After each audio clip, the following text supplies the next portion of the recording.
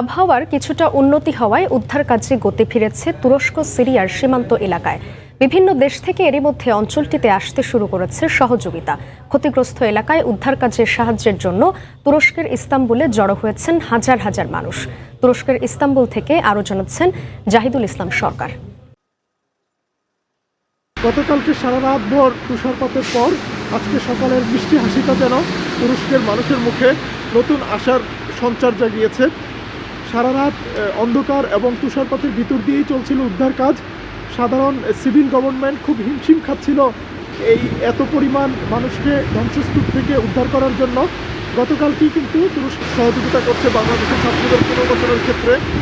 বাংলাদেশি উদ্যোক্তার দ্বারা পরিচালিত ঢাকা লাউঞ্জ ক্যাফে রেস্টুরেন্ট ইস্তাম্বুলে 100 জন মানুষের খাওয়ার জন্য এক সপ্তাহব্যাপী বিনামূল্যে খাবারের ব্যবস্থার ঘোষণা দিয়েছে।